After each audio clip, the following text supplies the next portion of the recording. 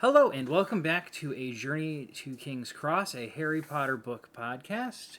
We just finished Chapter 8, The Potions Master, a relatively short chapter, only registering about 18 minutes on the audiobook, all things considered.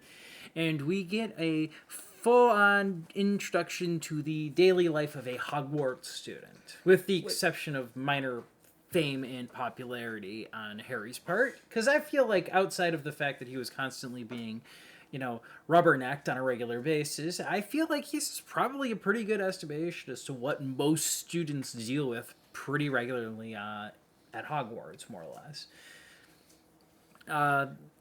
Also, I know that it's magic and we should have a quirky magic school, but let's be real honest here.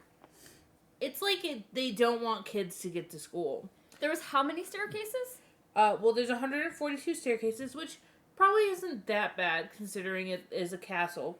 But the fact that sometimes they go somewhere else, or, in the movie we saw a bunch of movie ones, but some have a vanishing step, and then there's doors that don't open, or that you have to tickle them, and it's like, who's telling these students how to get places? I really hope they're reading the new student handbook, because I'll tell you what, every time I got one of those in school, it did not get read. All I can think to myself is that vanishing floor step actually comes back into plot. It does in the fourth book. Yeah, Harry gets his foot stuck in there after taking a bath and almost gets caught by Filch, who is also officially mentioned in this chapter as well. Yep, and his cat. Mrs. Norris, who... The pest.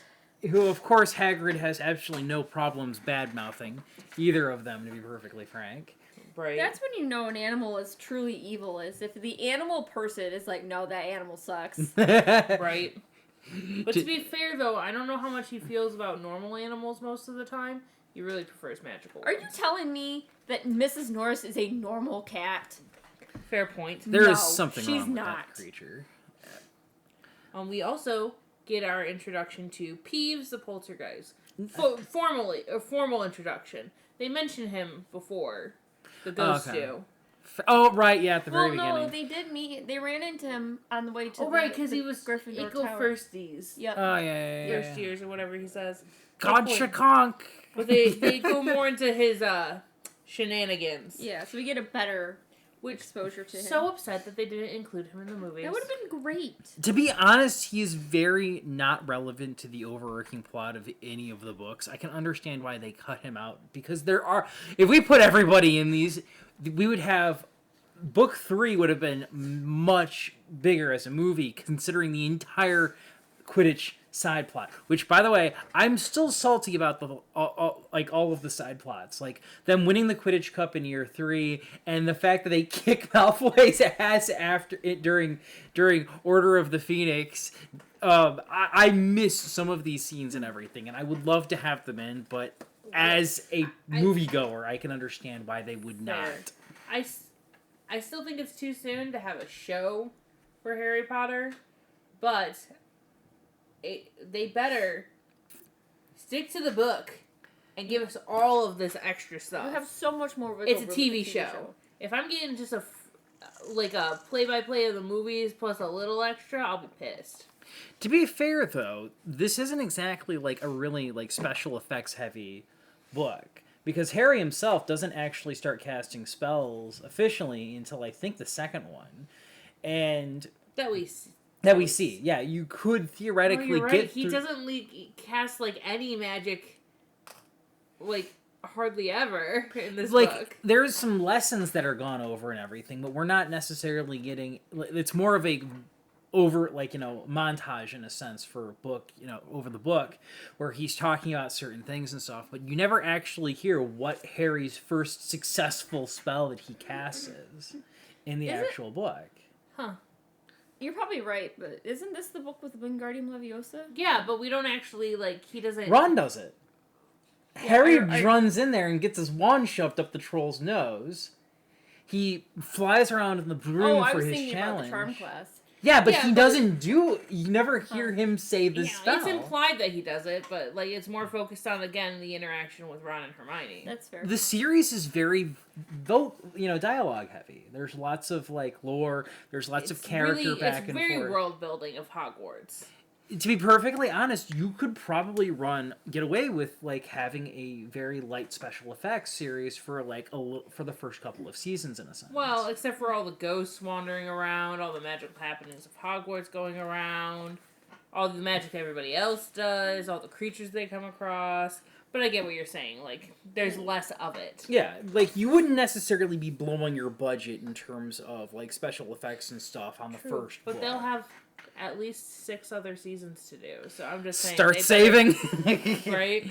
Fun fact is that one of the doors that they try to go through ends up being the out of bounds corridor on the 3rd floor. And Harry. Filch almost gets him in trouble. But it says that they are rescued by Professor Quirrell. Oh, what's Quirrell doing wandering around the forbidden corridor? I mean, he's completely and totally innocent. Could have been just a coincidence. I bet he spent all his free time over there. It's kind of like it's one of those little things where it's just like I would not consider Rowling like the best writer when it comes to like storycraft or anything, but I never noticed this when I was originally reading through the books. No. Is all the subtle nods to what's going on in the series. Quirrell showing up and saving them basically randomly. Well, he's a named professor, so why would they're at school, so why wouldn't he be wandering around? But just the fact that she was like, oh look, Quirrell was there, you noticed. We'll go into more details when we hit book 2, but I've been doing I've been listening in on that one. And Ginny pops up quite a bit, mentioned after being super upset after In the second book. Yeah, after Mrs. Norris gets petrified and everything, and she's there when Harry accidentally gets his book bag torn open and the diary pops out. And your automatic thought process is she's embarrassed because of the letter she sent, which to be fair isn't really it says in she looks horrified. Yeah. But it's most likely because she saw the diary. Yeah, not necessarily because of the poem. Though to be perfectly honest, I kind of question what speaking of like characters that are kind of acting a little out of character during their initial representations, Ginny does not strike me as the type of girl to write a poem and send it secretly to somebody. She strikes me as the type of person that would go up to your face, tell you she likes you, and you're dating now, and you're going to be smart enough to nod your head and go... But that's later in the series. When she first starts off, she's so very timid. Shy. She's very timid around But Harry. she takes up after the twins in terms of personality. Later. I'm just saying, in the grand scheme of things and stuff along those lines, I'm not saying it's a bad thing. I'm not saying it's a good thing. I'm just noticing that Hagrid is very much a bully and very, very fierce and stuff during his initial chapters in book 1. And then it doesn't take long into this chapter where he can't meet eye contact, doesn't want to tell the kids are bullying him basically during the conversation they have between Ron and Harry, basically. So we get this no-nonsense sort of fellow for the first couple of chapters. Wait, you said Hagrid's a bully? I'm like, Hagrid's not a bully. He's acting a bully towards the Dursleys is what he's saying. Oh, yeah, okay, gotcha. That's kind of out of character for him in a sense. Like, we as readers and stuff, we see Hagrid giving the Dursleys back what for all of the trouble they've given Harry. Yeah, but he likes Harry, so why? Of course he's gonna get bullied by Harry. Okay, look it is a total personality swap. It feels like for the sake of the story, we as an audience would feel slighted if the Dursleys got off scot-free. Karmic Houdini in a sense. Taking this into the realistic situation, we have an individual with a hell of a lot more power, because that is what magic is in a sense punching down and looking down and using the term muggle as a bit of an insult. This is very bullyish behavior in retrospect. I'm not saying it's wrong, because this is not real, this is a book and everything, and from the perspective of the readers and stuff, some sort of fallout has to happen. Harry's not gonna do it, he's too nice. The most Harry does is sass back, basically. There ain't no way in saying how.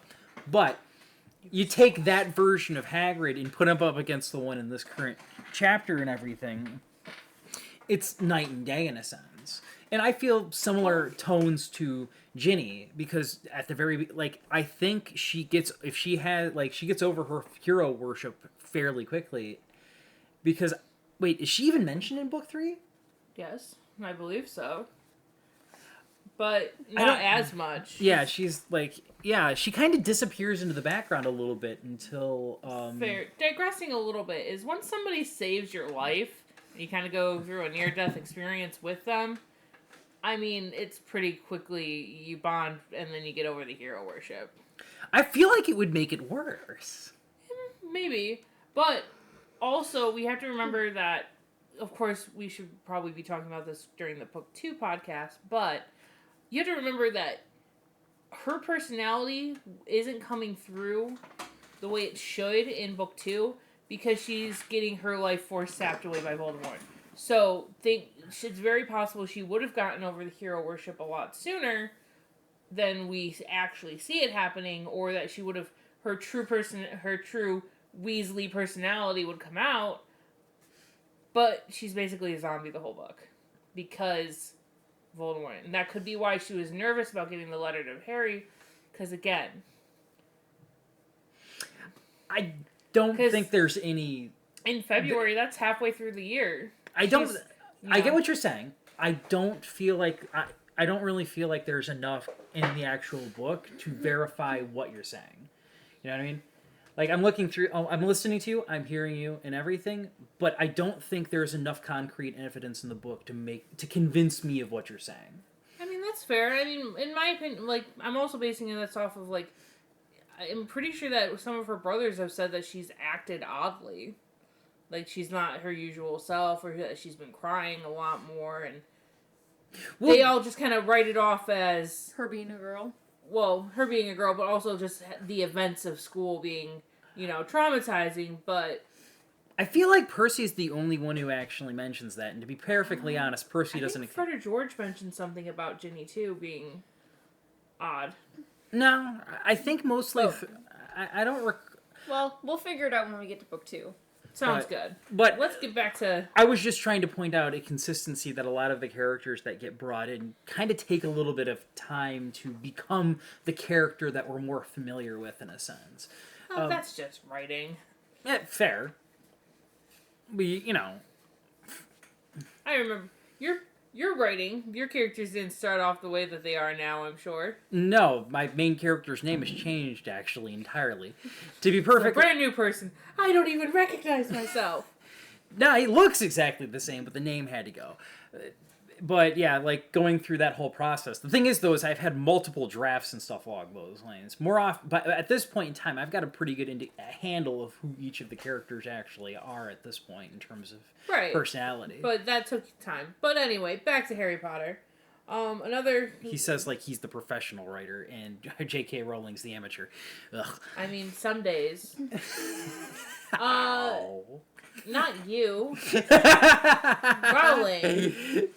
I'm insulting her. I have heard some stories and stuff where, like, she would and other, like, famous authors would actually get together and people would ask really hard-hitting questions in terms of storycraft and stuff along those lines, and she'd kind of flounder a little bit. Sometimes I do wonder if she may have lucked into this fame rather than, She did.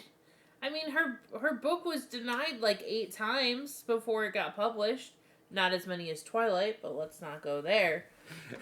We're not doing a Twilight book anyway, podcast. We also get introduced to our ghost teacher, Professor Binns. And you know what I just have to say is that they better be giving, if he has a family, they better be sending him his paycheck. Because just because he's a ghost doesn't mean you should be skimping on his money if he has living descendants. I have so many questions about this. Considering, like, there isn't a whole lot of opportunities for, like, in terms of, like, jobs in the wizarding world, in a sense, why the fuck would they let the ghost keep his job as a teacher when they could give it to somebody who could use an actual paycheck? I mean, he knows his stuff.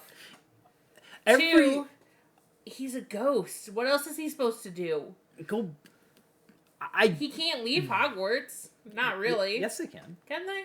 Death Day Party, Nearly You're right, Sedlick mentioned. And, Myrtle specifically said that she actually haunted the girl who found her body originally. True. And she was, like, dealt with in a sense. So it's clear you can threaten or get rid of a ghost to some degree. Poltergeists, I think, are tied to their place. Yes. Peeves we couldn't get rid of. We would have to banish him a certain way, I think, because they talk about it eventually. Oh, okay. That you would have to banish Peeves to get rid of him. Right, because... He's a manifestation of all of the chaotic energy of the students, in a sense, which is kind of a cool concept. I mean, yeah, that is the idea of a poltergeist, is that they are normally it's just psychic energy of a troubled teen or child. Really? Mm-hmm. Yep, that's typically what they're considered. Most poltergeists are not considered to be actual ghosts in our classical history of a poltergeist. It's usually just psychic phenomenon. Huh. Not an actual ghost. It's different thoughts. There's two. It's because it translates to noisy ghost. Fair. But most of the time they just thought it was usually because of a troubled teen or child. But obviously because Hogwarts and magic, and it's like it manifested into Peeves. I mean, fair enough. We also get our first class with Severus Snape in this chapter as well. And we get the famous, questions and stuff that he asks Harry, and the hidden meaning behind it. I know this is an audio thing and everything, so you can't see me doing the finger quotes thing. Quote, unquote. Yeah. The audiobook we actually read called it a Bjor's... Bajor. Yeah, that threw me for a loop. I was like, I'm sorry, you mean Bezor? To be fair, I can't pronounce it either way, to be perfectly frank. The whole freaking thing with him is just... Oh, man. Snape is a dick. It is proof that you can be really good at your skill in question. He is an excellent potion master. It's proven time and time again throughout the course of the series. But you can be a very shitty person. Yeah. So... Pop that right next to... Just because you're good at what you do doesn't mean you're good at teaching. That's also true. I feel like he doesn't necessarily like teaching, though. I feel like he's kind of got to be here per the agreement with Dumbledore that he ends up making at a later date, where Dumbledore has him here specifically to help keep an eye on things, in a sense. You know what I mean? Of course. And keep him under his thumb. And to also be like, okay, when Voldemort does pop back and everything, you have an explanation as to what you were doing and how you were still technically working toward... Like, it wouldn't surprise me if Snape being here and being a pain in the students for as long as he has been and everything is completely and totally set up for, like, future events. Like, Dumbledore's, like, grand, chess mastering this entire situation. He's just sort of like... Sweet. I got an excellent potion master right here at my beck and call whenever I need anything from him, basically. All the while working towards the inevitable continuation of this war that I have with Voldemort. Right. We also get, some of the big bullying that Snape does towards Neville. Poor kid. This kid has gone through hell in a handbasket, and this teacher is going out of his way to make his life worse. And it's not like Snape wouldn't know what happened to his parents. Right. Plus, there's also the theory that he also doesn't like Neville because it could have been, to him, it could have been Neville. It could have been Neville instead of Harry, and then if it was Neville, then Lily would still be alive. Yeah, my personal opinion on that is it as much as everybody's like, oh, it could have been Neville, I personally am of the opinion that it couldn't have been Neville. Under no circumstances could it have been Neville, because I've always been of the opinion that the magical protection can only be activated if a person is given a choice to leave and let somebody else die. And by saying no and dying for that other person incites the actual magical protection. It happened with Harry in the final book and stuff when he willingly dies to protect other people. And it also happened with Lily. Because I personally am the opinion that if any mom would die to protect their kids. And so this spell should have been a lot more common, in my personal opinion, popping off much more frequently, especially during the war, when he would, like, you know, when you've got people we don't that know are... how many kids he was going after. And we also don't know if that he for sure would have I not offered... He would have... Because she was still a pureblood. And that was very important to them. It was important to the Neville's people mom. that Neville's followed mom. I thought we were Voldemort. talking about Lily. It does not necessarily mean it was important to Voldemort. I would say that it was. He was very much about preserving the bloodline. Because just because he's not a pureblood doesn't mean it's not important to him. They were willing to offer Lily a position in their organization. They explicitly stated one of the times that Lily and James defied Voldemort, it was because they were offered a position. That means that as far as, like... Does it say that they were offered a position? I don't remember. I don't remember, because I thought it was just that they, they got away from him, 3 times. They go into details on at least one of the events and stuff, and it was that one specifically, because I remember people saying that, you know, trying to power scale, how powerful Harry's parents were and stuff along those lines, and I'm fairly confident that there was somebody mentioning this, no, they didn't fight him, they defied him, and it counts as a verbal defiance. My thought process being is that Voldemort has never, under any circumstances, except for, as we know, Voldemort's a cold, heartless bastard. He has no emotional feeling whatsoever. He has no problems killing other individuals that are pure blood. I think Amelia Bones is killed off in Book 6, and she's a pure-blooded witch, and a very powerful one at that, because she was actually part of, she was, in line to be Minister of Magic before Scrimgeour was. And she was just killed off. And both of... Molly had brothers who were part of the original Order of the Phoenix. They were both Weasleys. They were both purebloods as well. They were killed off completely. Loyalty is the most important thing when it comes to Voldemort. And if you are not on his side, you are just going to die. That's the way it's always. That's the image that's been painted with him. That's fair. I will disagree. We talked about this theory before, and I still disagree that I don't think that it had to be. I will die on this hill. I don't remember enough of it. So I guess when we get to book 5 and go over the prophecy again, we'll rediscuss it. The thing is, though, is the book encourages this thought process. I am of the opinion that unless there was somebody in the organization of Voldemort's that had strong ties to one of Neville's parents and asked for them to be spared, that it wouldn't have happened. You know, and Neville would have died, and both of his parents would have died, and then it would have just would have been the Potters. I mean, that's fair. I still disagree. I still think that it could have been. No, I don't necessarily know that the magic would have been. I will say, I don't know if it would have made a difference, because obviously it's he could have died, but. In retrospect, when you were mentioning that you don't think this magic was activated, or you'd be well, this magic would be all over the place. Yeah, but how many times necessarily would you come into contact with your parents' killer? Counterpoint, Voldemort was a mass murderer. So it wouldn't exactly be something that would be popping up all of the time. But if this individual, I think Voldemort made a comment. I think he's referencing more of the fact that the killing curse didn't kill Harry. Oh.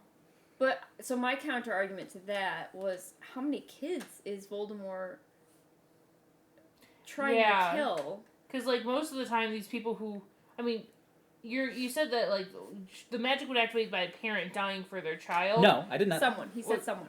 Because Harry activates it on everybody in Hogwarts. True.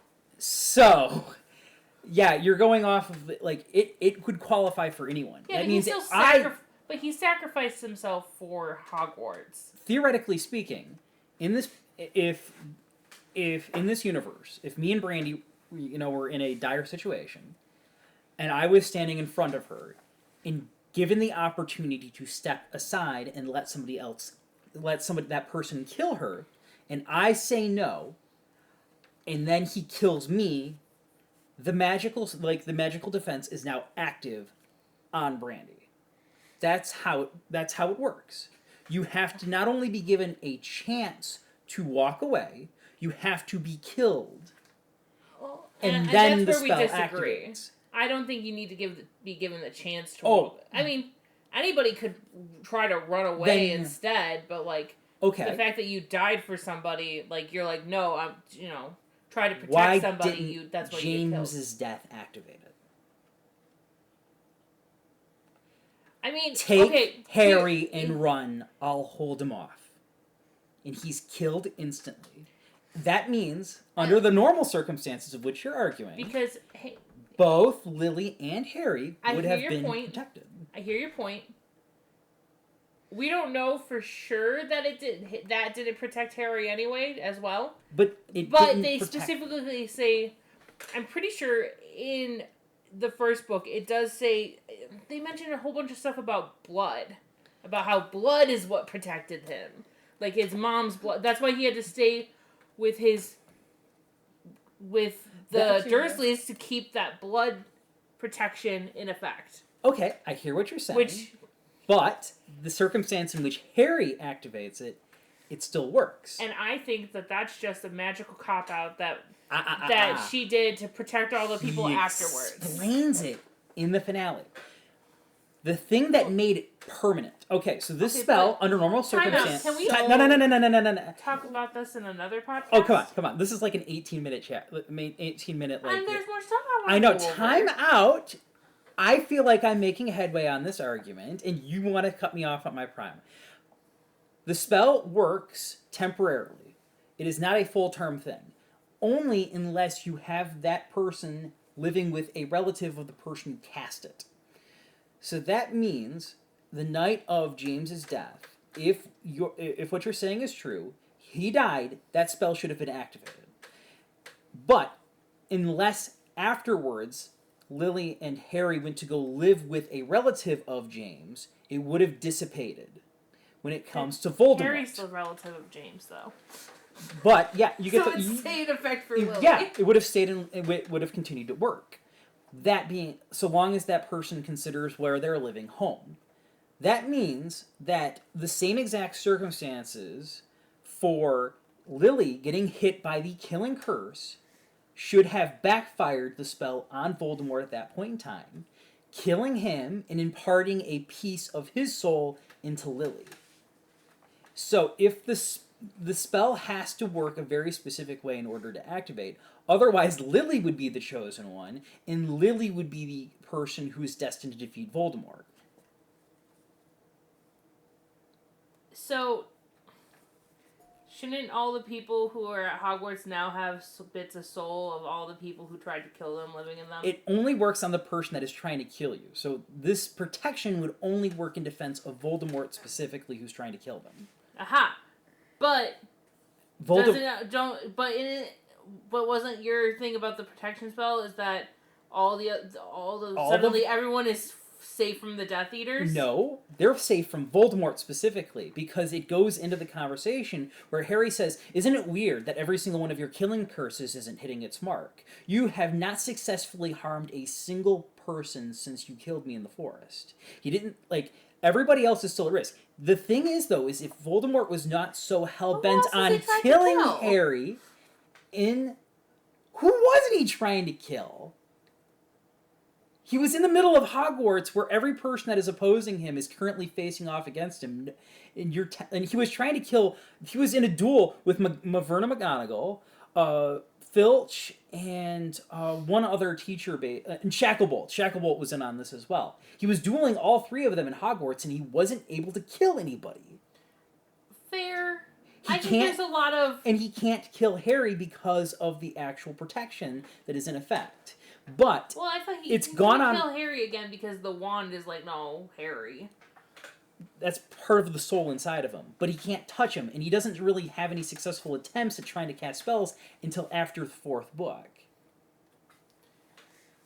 I still disagree with your theory, and I think that the whole we'll talk about it when we get again to the 7th book, but I don't think the spell is works how you remember it, and we're just gonna leave it at that, and we'll come back to this in the 7th book. All right. And we're gonna Fair finish enough. talking about this chapter because there's more things to go over.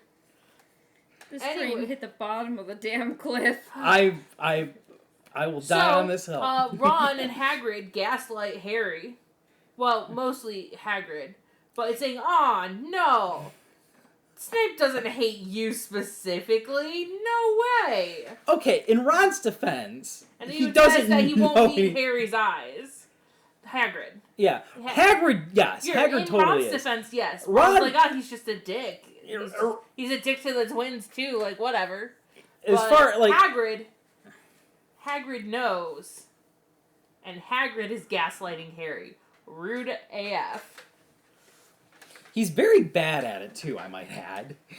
Of course he is. His thing. I think back to your point earlier about Hagrid being, bullied to the Dursleys, but then like getting cowed by these children. It's very much. It's like somebody with anxiety going into mom friend mode. It's like if you put two people with anxiety together and put them in a social situation, even if something as simple as you have to go order food, one of them will step up to the plate and be full of confidence. So that's the Yes, hello. I'm giving her a look because I feel like she's calling me out. I'm not calling you out. And I do it. But, so in the situation where Harry is the one being bullied by the Dursleys, Hagrid is be like, yeah, no, don't do that. But then when he's in a situation with Harry, he's just like, I don't know what you're talking about. Don't bully me. And he really likes Harry. He doesn't want to lie to Harry. He doesn't want to be mean to Harry. So he gets bullied into, his true personality gets to come out. Which is, I'm a big softie, leave me alone. Speaking of big softies and the scene at Hagrid's hut, how did they describe Fang as a boarhound in the book? I am the vet tech. I work with animals. I've gone to school. I know my dog breeds. Not heard of no fucking boarhound. I had to Google this shit. Do you guys want to know what a boarhound is? Hit me. A Great Dane. Really? That sounds right. A Great Dane. Do you know what breed of dog portrayed Fang in the movies? A Mastiff. A Neapolitan Mastiff. You can't tell me that paints it in two totally different lights. Two totally different lights. See, I could totally understand a Mastiff, like a droopy dog like Fang being described as a coward, but you can't look at a Great Dane and be like, that looks like a coward. I think, are we thinking about the same dog? Scooby-Doo! Okay. Isn't Marmaduke a coward too? Yeah. No, wait. He barked at aliens in a comic, I think. So he's a coward under certain you wouldn't circumstances. look at a Great Dane and be like, yes, a cowardly dog. Actually, Scooby-Dooby-Doo, as where the are tech, you? I would. Great Danes are the softest, sweetest dogs. They are gentle giants. They legitimately are gentle giants. They will trip over their own shadows. A Neapolitan Mastiff is a guard dog. I would be deathly scared of a guard dog. Of a Neapolitan Mastiff. Look, man, I look at Fang in the movies and I'm like, that's a cowardly dog. That's just a really We good have dog. an Akita that is supposed to be a terrifying guardian beast that does not like people that are not part of his own He's a home. good boy. He's This a dumb dumb dog. dog. He's a dumb dog. This motherfucker loves everybody. I mean, to be fair, we aren't training him. You aren't training him to. But that's the predisposition. That's fair. But He's like, a giant chicken. He's a dumb dog. that's a totally different. Like Fang is supposed to be visually scary. Ooh, But this kind-hearted dog. we also get a mention of Charlie, and Ron. The first mention of that Charlie works with dragons. I think maybe they mention it when he's talking to him. No, I feel like they mentioned on the Romania. Maybe. I think Ron may have brought it up on the train ride and everything. It's been a couple. But we of get weeks. another name drop of Charlie. who And is Hagrid actually bringing up Charlie. who is actually Oh, important to the plot in a little bit. They do mention Charlie's in Romania with studying dragons. I went back to chapter 6. And Bill's in Africa doing something for Gringotts. Cursebreaker, if I recall correctly. Which is it's weird that it's just like, oh, in Africa, but like specifically Egypt. As far as I like, when they mention later, Egypt is technically part of the African. I'm aware of that, but also like it's not specifying Egypt. I think maybe Ron's just dumb. I think that's mentioned specifically in book 3 because that's how Sirius finds out about Scabbers. Is because he's hanging out on the shoulder. Another side note: our classic line that we get from McGonagall about turning one of them into a pocket watch, and then perhaps a map, isn't in the book. It was totally ad-libbed for the movie, and I love it. To be fair, though, the entire scene with Norbert and stuff was completely cut out of the movie. The one where they send him off with Charlie, yeah. Yeah, where they got to go up to the highest freaking tower for some reason. reason. They exchange it for him just checking out Norbert. Which makes a lot less sense considering they went to go visit Hagrid just randomly and everything, and then they get in trouble for staying out at late. And it was originally supposed to be Neville that was supposed to go out into the forest with them, not Ron. That's true, because Ron was in the hospital after getting a dragon bite from the dragon. But anyway, we're fast forwarding back to chapter 8. Let's see. They also mentioned that the vault was broken into. Again, because this technically isn't the first time. I think originally they specifically get the specific cutting from the Daily Prophet. Yeah, in Hagrid's home. Ironically enough, it's completely different in the movie because I think Harry ends up borrowing the newspaper from like a fellow student, which that's weird that a fellow student at Hogwarts is actually getting the Daily Prophet. Well, I mean, they mentioned like Hermione gets the Daily Prophet later in the series. Book 3 or book 4, she starts getting the Daily Prophet. Yeah, but that's Hermione, and it wasn't from Hermione he ends up borrowing it from. I mean, it's not that unusual for kids to want to stay up to date on what's going on. Me and celebrities? You must. Yeah, I'd be that's for a magazine. And who knows? Maybe they have the funnies page in the Daily Prophet, so that's what they really want. Oh God. What would that look like? What would the funniest page in a wizard newspaper Probably a lot look bloodier like? than you think it is. Considering, dude, would they actually move in between? Like, would your fiction move in your wizarding literature? Probably a little bit. Would you actually get to see like a mini version of Garfield walking across the 3 strips, or would he pop up occasionally and hang out with some of the other ones? That'd be hilarious. It's one of those little things where it's just like you take the rules of the universe and you start trying to apply it to other things. Be like, all right, does this still technically work? Yeah. I mean, I'm pretty sure they mentioned that there's moving illustration. I mean, the paintings move, so it would make sense that their comics would move. To be fair though, Wizards are all ADHD. They need They need moving stimuli. My thought process being though is that we're never like the ones we like. Some of them of the paintings that move are actually based off of people, like the headmaster portraits and stuff. But were never explicitly stated that the pictures in Hogwarts are fictional or not. You know what I mean? Like, that's never explicitly stated, like, that the fat lady is or isn't based off of an actual person. You know? True, but you could also go to argue that a lot of paintings have models, so... Yeah, do they take the personality of the model? Is like there's so many like little questions of like how this would work, because I don't think there's much mention in Harry Potter of, fiction works in Harry Potter. Lockhart faked all of his stuff in book 2, but he said he had to track down wizards. Really. In the second book, they mentioned that Molly Weasley reads romances. Or at least it's mentioned somewhere that she reads romance novels. So, did they go into details about how, did the cover move? I have no idea. Judging on everything else that we see, even if a picture was completely fictitious, I would assume that they move.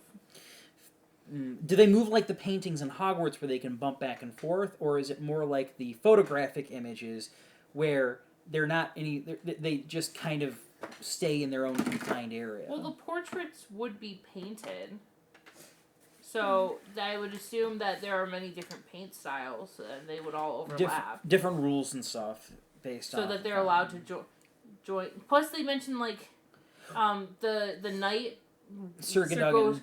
he goes through all these different kinds of paintings, including landscapes. So obviously the portraits are still, it's enchanted in a way where even if a landscape may not have anything moving in it, he can still travel through it. Yeah, that was the thing that always can, like, but the thing was, though, is that some of the paintings can move from their different portraits. So, like... I think, like... So if you had a painting of one person at Hogwarts, they could move between the different portraits of that individual. Because I think when you started explaining that, I was like, wait, but they can obviously move. All of them can move from portrait to portrait, but it's in a specific location. All the Hogwarts portraits, they can move anywhere in Hogwarts. But yes, some of the headmasters specifically can go visit their other portrait frames. The picture of Ariana Dumbledore moves from the two different locations and the Room of Requirement. Mm-hmm. And she's even capable of opening up and letting people walk between them in a sense. How does the rules work on that? Oh my goodness. The more... I would assume that that's a magic behind the Room of Requirement. The Room of Requirement and that secret passage specifically. That it was... I would argue that any portrait that was replaced, like if it wasn't always her, that maybe could be somebody else in that place. Oh man, but it's so many, like, this is why if I was ever woke up and found myself isekai'd into the Harry Potter universe, I would be poking and prodding at so many of these rules to see how this stuff actually works. Yeah. Because the more I start to think about it, the more less it makes sense. Yeah, I think somebody else I listened to recently was talking about the rules of transfiguration, about how you can't create something from nothing, but you can turn something else into other things, kind of nullifying the rule of food and everything. I mean, if you can transform your desk into a pig and you kill the pig and eat the pig, did you not technically create food in a sense? But we brought this up too, is that we haven't seen really inanimate objects be turned back into animate objects. Fair. Specifically. Here's another confusing... Or none that I can remember. Here's another confusing thing. There is a charm that turns vinegar into wine. Yeah. So, wouldn't that technically be transfiguration, though? Because you're turning one substance into a different substance. It depends on what your definition of transfiguration is. I would bet that it's more like a chemistry versus alchemy thing, because that's more of like down to the chemical nature of vinegar. I don't have an answer. Which would then still be transfiguration. I think it's just a loose description of what's the difference between a charm and... there's another... A curse? A hex? A jinx? Sometimes, yeah. Like, there's a lot of things that aren't necessary, it's very loose on what is considered what. Oh god. Because this gets even more baffling. So spells you learn in Defense Against the Dark Arts, are those spells technically charms? Because the Patronus charm, which Harry learns from his Defense Against the Dark Arts teacher... Well, I think Defense Against the Dark Arts would be a combination of, like, hexes, jinxes, charms for protection. But, like, it's a very complicated... Terminology is... We're getting into the weeds, basically, here. Because the more, because at the end of the day, very little kind of differentiates transfiguration from charms, in a sense of certain spell categorizations and stuff, and what things actually do and operate. Obviously, certain classes like herbology focus directly on plants and stuff along those lines. What? I was just looking at the book. We're already halfway through. I didn't realize that. Huh, fair enough. I mean, it's not exactly a long book. No. And we are going chapter by chapter. But yeah, no, terminology is a little loose. One thing I did want to bring up while we were reading is that Snape yells at everybody to be writing down what he was talking about when answering the questions that Harry couldn't. And they do that in the movie too, that he's like, well, why aren't you writing this down? But in the movie specifically, Harry gets in trouble for writing down what Snape is saying. And it just goes to show that Snape's a dick. There's just no pleasing this man. Really It's one of those weird things where it feels like writing down the notes of what Snape is saying is such a Lily move. Right, like, Harry's, like, a good student. I really feel like Harry is a combination of both of his parents. But that's also the movie version of him. He doesn't write anything down in the book. To be fair, yeah. But there's a lot of differences. He's a healthy combination of his parents. Think about it this way. There's a lot of, like, rather cruel descriptions of people that are a little overweight and everything in the course of the books and stuff, but that's not really given any voice in the actual movies. So in a sense, it kind of softens that perception and stuff. I think that's not really what Harry would actually think of people, but unless you're talking about the Dursleys, because in which case they're a grotesque over-characterization. Putting it this way, though, J.K. Rowling can be very, very vicious with her descriptions of other people's personalities and body types. True. And that's the kids' ones. I don't want to know if there was anything super mean in her adult book that she wrote. I couldn't even read the adult ones. Really? Yeah, I heard that too. But we were gonna wrap up anyway. I think we're running out of stuff to talk about this chapter. So we've rambled on 4 tangents. So, but to be fair, we were on topic. Everything we were debating and talking about was entirely Harry Potter related. Well, outside, mostly. Yeah. Well, I mean. But yeah, we kept to Harry Potter. Yeah, fair enough. We're supposed to be keeping to the chapters, though. To be fair, we're being very bad about that. But I feel like some of the stuff we're going to probably re-hit on. It's just triggering into a full debate. It doesn't triggering in a good way, not a bad way. To be fair, though, as the series progresses, a lot of the chapters are going to be more focused. Like, a lot of this is going to be the story where we can talk a lot more about the classes, because the classes are the kind of, important to these chapters, whereas in later points in the story and stuff, they're just background information. They're just a location. Yeah. They have full-on conversations in Charms class and stuff along those lines, and we get idle comments about some of the spell practice going on in the back, but they're usually talking more about the plot and stuff relevant to the actual story. And not to mention, Book 4 is entirely based off of, the Triwizard Tournament. Harry was barely in class in that. Yeah. And when he wasn't necessarily learning what they were actually teaching in class. It was stuff for him specific. Plot relevant. Yeah. Plot relevant classes. I feel like we should try and take advantage of any of the actual world building and any of the book stuff that the Hogwarts location should have the most world building, and yet it feels like we get the least, except for Hogwarts specifically. But to be fair, it is the main setting for this story. Yeah. Once we get to Hogwarts, we do not leave it over the course of the book, except for at the very end when he's getting picked up at King's Cross. Yeah.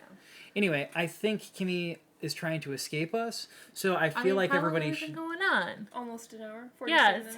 Oh, come on. It's not that bad. It's almost time for bed. For you. Details. Are important when you kick us out on Sunday. Fair enough. Anyway, so, Kimmy, plug your stuff. You can find me on most social media at Luna's Creation Corner, where she does all sorts of crocheting projects that are very cute. I've got a spider that she made over here on my bookshelf and everything. I've made a Dobby before. I don't think I've posted it on social media, though. You totally should. To be fair... I don't think I have any pictures left of it. For shame. I could easily pull up a picture on the actual, screen thing using... I've done it for her floss tubing stuff. Fair enough. So, speaking of floss tube, you can find me on YouTube at Brandywine Stitches, and on Facebook, Instagram, and TikTok under Hockeytown Candle Co., where I make soy candles. Yeah, I think you just released your 3rd episode? I did just release my 3rd episode of Floss Tube. And she had a really cute wine glass that I totally did not get her, I swear. You're seeing this, a month later, but you should go check it out. Yeah, I have started playing Final Fantasy VII Crisis Core on the PlayStation 5. I've been playing for mainly about an hour or so on Wednesdays and stuff on Cole Sanders... It's just Cole Sanders on Twitch. Yeah, Twitch. And Cole is in C-O-A-L, not Colonel. The joke is there. Everybody, I called myself Colonel Sanders, and everybody kept saying Cole and completely missing the joke. It took years, and I was so happy when somebody actually realized the joke. Anyway, that is pretty much everything for... Oh, like and subscribe? Almost forgot that again. I forgot it last time.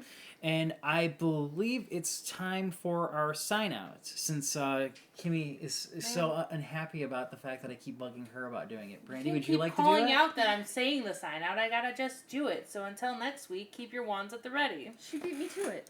How rude.